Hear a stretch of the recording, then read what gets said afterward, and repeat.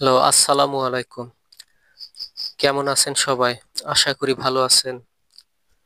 তো আজ আমি আমার এলাকায় হিলি থানায় ঘুরতে এসেছি। আর এটাই হবে আমার জীবনের ১ম ব্লগ ভিডিও। ১ম এ একটি ছোট হোটেলে ঢুকলাম। আসলে খুব ক্ষুধা পেয়েছে সেজন্য। আপনারা দেখতে পাচ্ছেন হোটেলটি ছোট হলেও অত্যন্ত পরিষ্কার পরিচ্ছন্ন। আর এখানে সবাই কত সুন্দরভাবে খাওয়া-দাওয়া করছেন। এবং খাবারের মানও যথেষ্ট ভালো ছিল। এখানে খাওয়া-দাওয়া শেষ করে বাইরে বেরোলাম। তো কিছুক্ষণ পর আমি সামনে এগোতেই দেখি একটি অদ্ভুত টাইপের লোক। তার দিকে লক্ষ্য করলাম। সে একা একাই অনর্গল কথা বলে যাচ্ছে। কিন্তু কি বলছে তা ঠিক বোঝা যাচ্ছে না। পাশের মানুষকে জিজ্ঞাসা করে জানতে পেরেছি তার বাড়ি নাকি ইন্ডিয়া।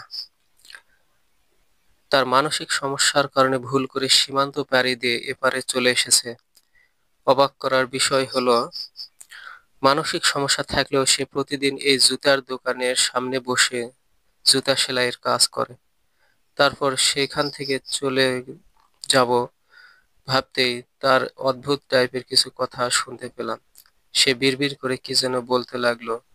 আশেপাশের মানুষের দিকে তাকিয়ে হাঁ করে কি যেন আপন মনে বলে চলে তা কেউ বুঝতে পারে না। তো দেখতে পাচ্ছেন হাতের ইশারায় কি যেন বলতে চাইছে। তারপর আমি সেখান থেকে চলে গেলাম একটি লাইব্রেরিতে। এই লোকটা দেখতে পাচ্ছেন যে লোকটা চেয়ারে বসে আছে ইনি হলেন এই লাইব্রেরির প্রোভাইডর। বাজারের সবথেকে বড় লাইব্রেরি নাকি এটি, এটা তার দাবি।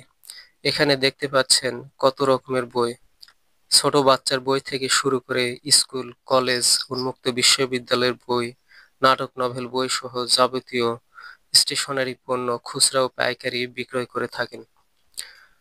অবশেষে আমি আমার কাঙ্ক্ষিত বইটি সংগ্রহ করে সেখান থেকে চলে যাব ভাবতে তিনি রিকোয়েস্ট করলেন একটু প্রচারের জন্য। আপনারাও চাইলে এখান থেকে কেনাকাটা করতে পারেন অনায়াসে। দোকানের ঠিকানা হচ্ছে বর্ণ লাইব্রেরি, বাংলাহিলি বাজার, থানা হাকিমপুর, জেলা দিনাজপুর।